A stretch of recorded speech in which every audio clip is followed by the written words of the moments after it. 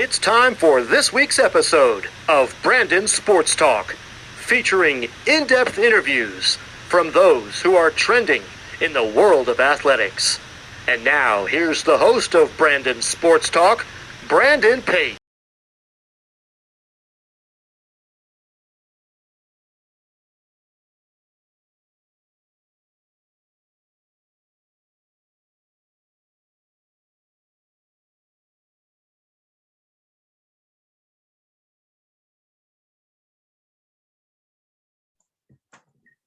Welcome back to Brandon Sports Talk. In today's episode, I have the privilege to interview Wyche, who is a former NFL Green Bay Packers player. How are you doing today? How you doing, sir? I'm doing good. Can you talk about how you knew that you wanted to play football in college and move on to the professional level? Well, it started when I was actually because I grew up in a crazy environment, and I grew up in a very poverty-stricken environment. I grew up in very violent environment, full of crime and drugs. So that's what I was.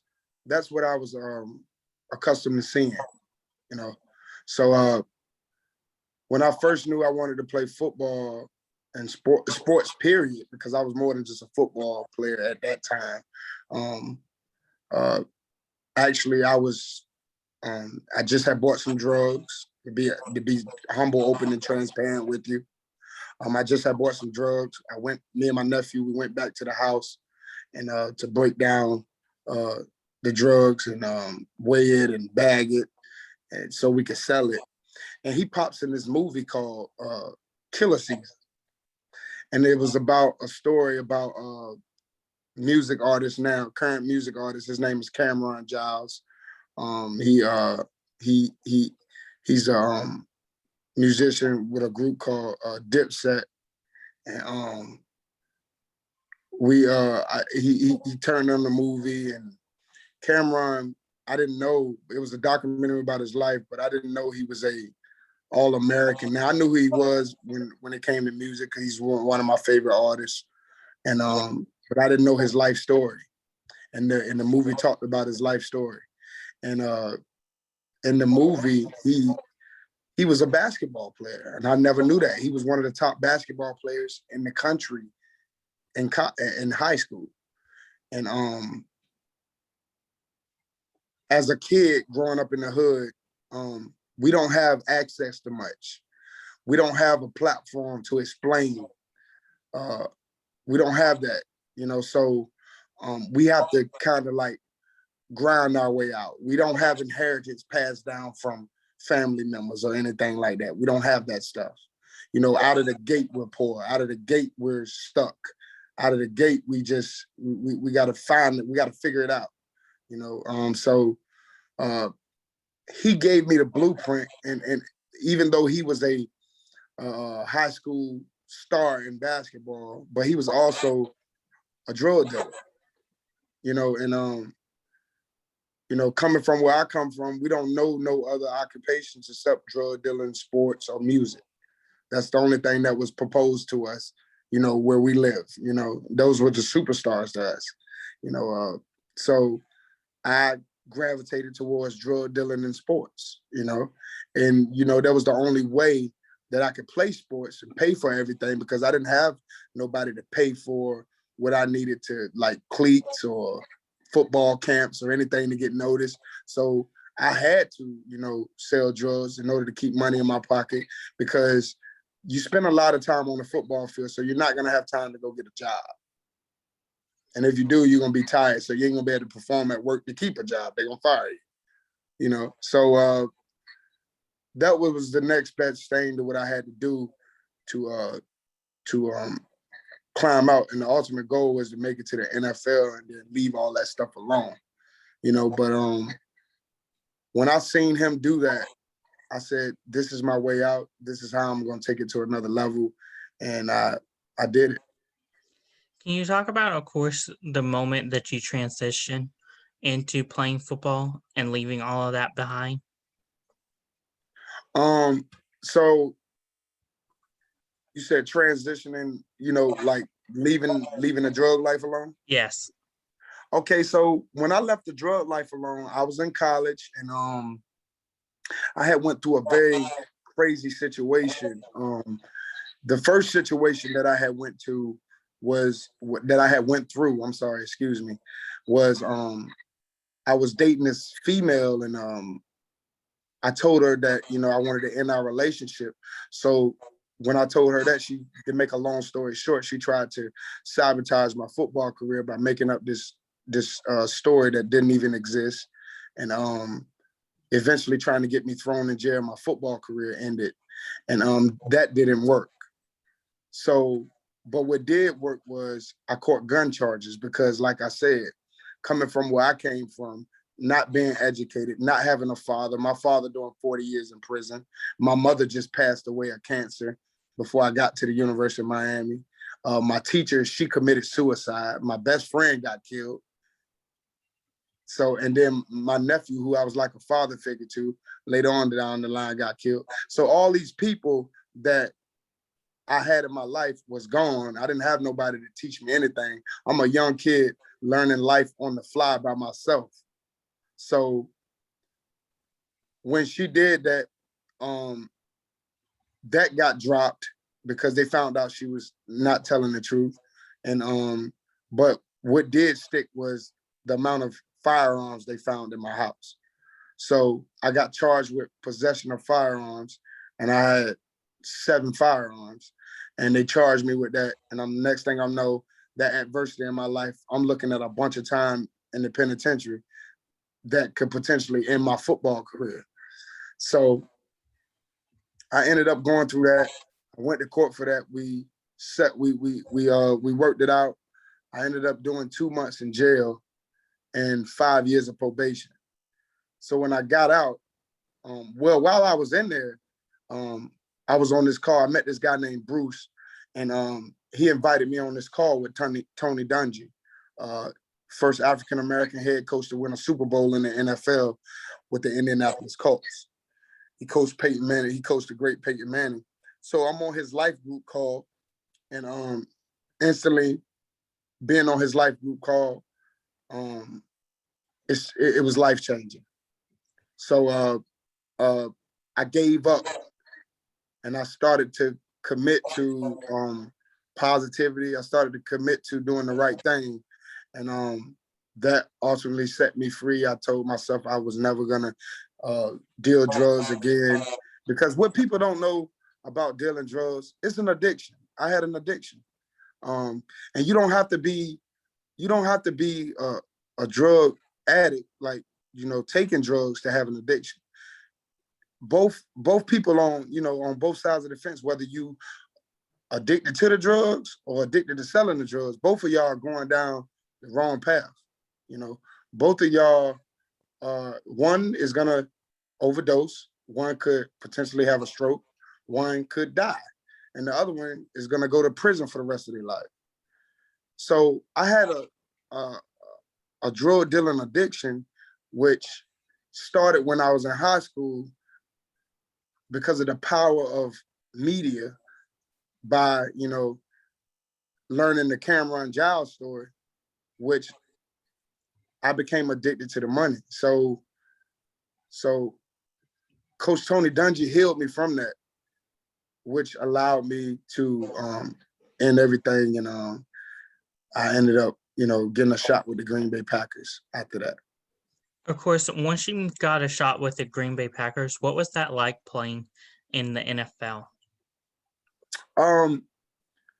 First of all, the Green Bay Packer organization is a awesome organization to play for. I wouldn't want to play for nobody else. That organization, first class. They treat guys with respect there. It was just a wonderful experience, especially coming from where I came from. That was my goal, and I made it there. It was definitely a once in a lifetime experience. But when I got there, my career ended early there because I ended my career early. One day, about to go to camp, I was doing a community engagement with the community in Green Bay right before we actually was going to camp.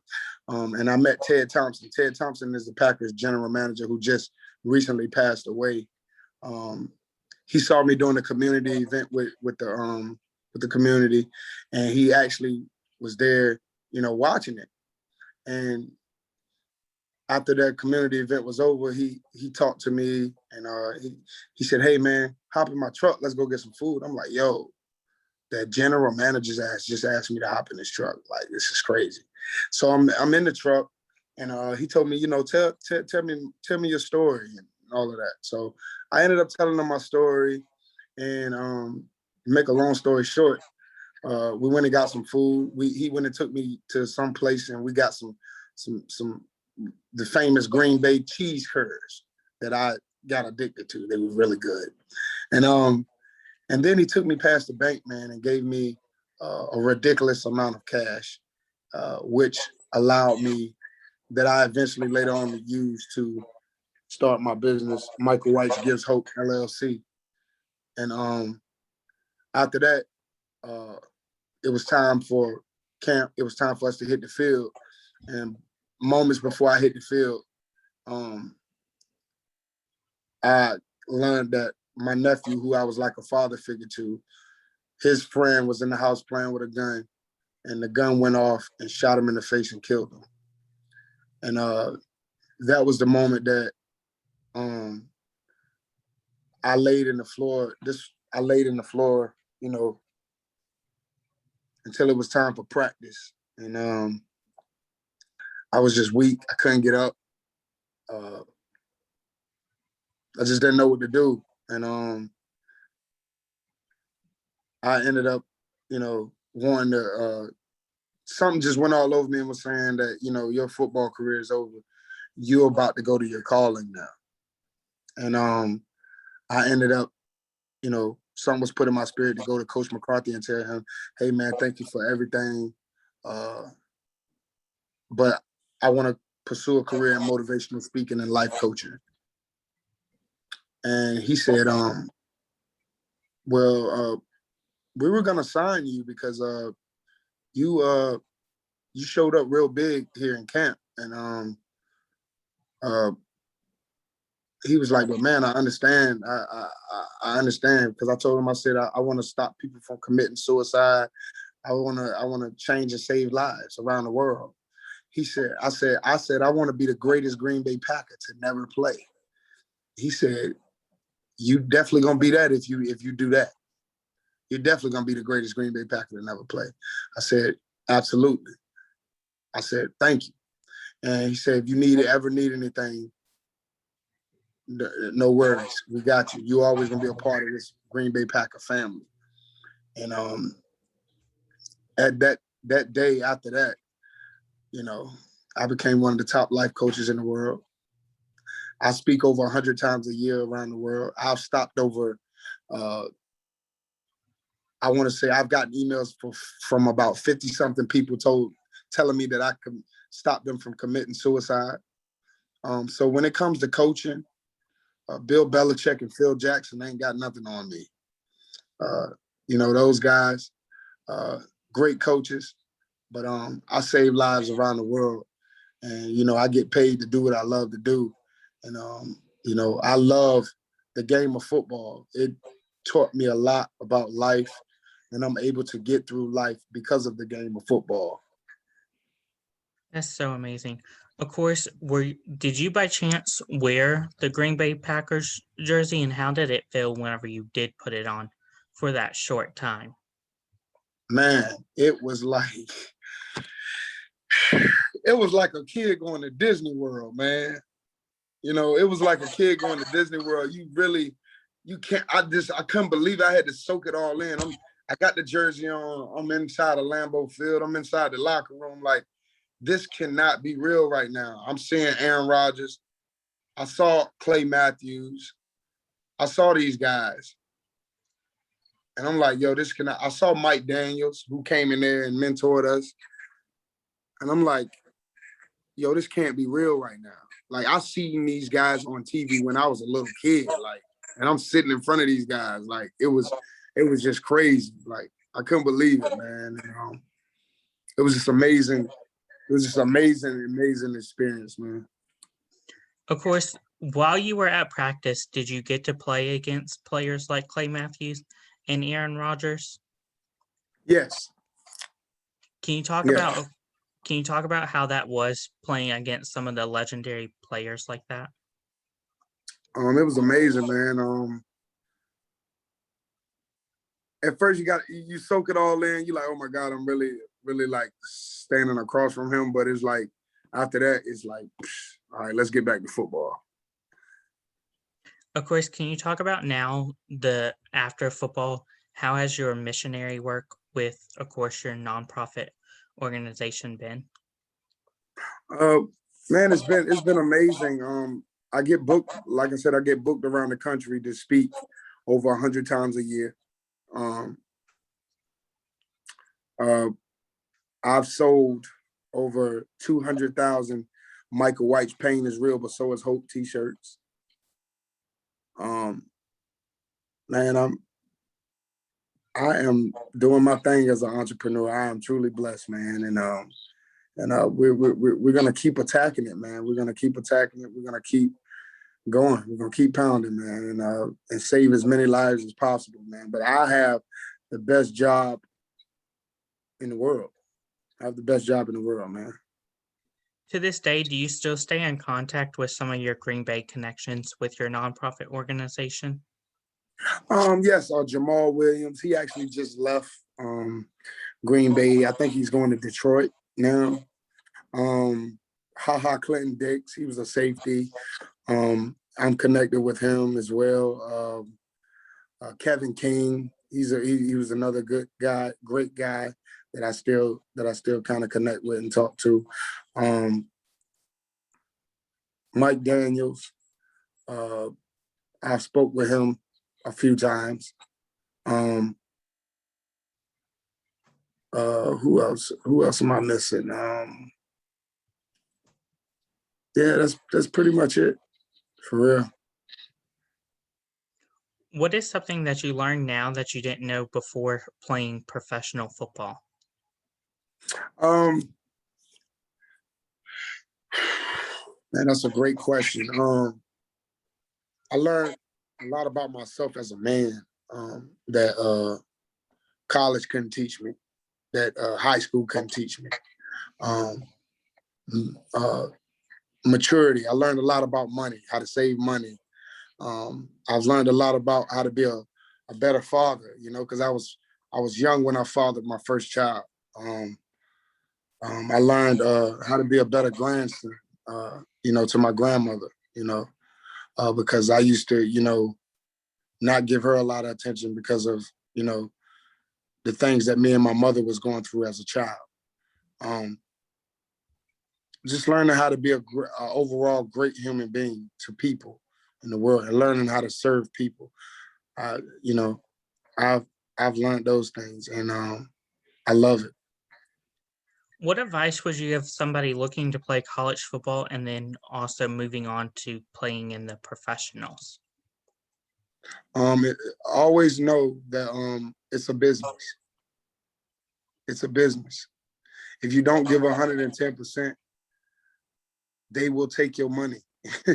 They will take your money that you're working for, and they're gonna ship you off. They will cut you. Just know it's a business. So when it comes to the game of football, treat it like you're an entrepreneur. Treat it like you're a businessman. Your body is your business. Take care of your body, because if you don't have no body, you don't have no business, and you're not available. You don't make yourself available to be able to play. So take care of your body. Number one, take care of your body. Number two, know that it's a business. Never get in your feelings because it's a business. And number three, learn how to, get with somebody that's good, that can educate you about money, and take care of your money. And start it in college. Start saving, Start, you get a little money and something like that, from your little Pell Grant money or whatever you got left over. Save that. You get a little job or something, save it, and learn the rules. Learn rules on how to keep your money. It's better to learn early than never. That's wonderful advice. What advice would you give upcoming people looking to start their own nonprofit organization after their playing career? What advice would I give them? Mm-hmm. Don't listen to people. Just go. Do what you feel. Take the risk. Do what you feel. Don't listen to the negative people, and stuff like that. Always keep a positive mind and just work hard at it. Just keep going. Just work hard at it. Don't let a hard time, don't let a stalemate time, because you feel like your nonprofit is not doing nothing well, or your business is not moving the way you want it to be moving. Just keep going. Just stay. Just keep going. Just keep hustling. Keep hustling. That's wonderful advice. Where can my listeners find you on social media? They can find me at CEO Michael Wyche. CEO Michael Wyche. Facebook, Twitter, Instagram at CEO Michael Wyche. Let's stay connected. Let's connect. And I want to get to know them. I'm very responsive because I want to get to know the world. I love pouring into the community. So I definitely would love to share my story.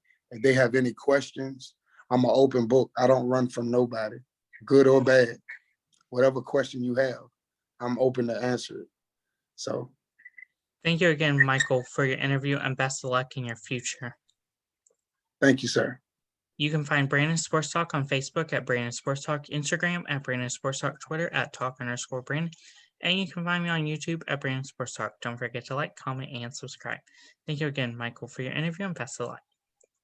Thank you. You've been watching Brandon Sports Talk.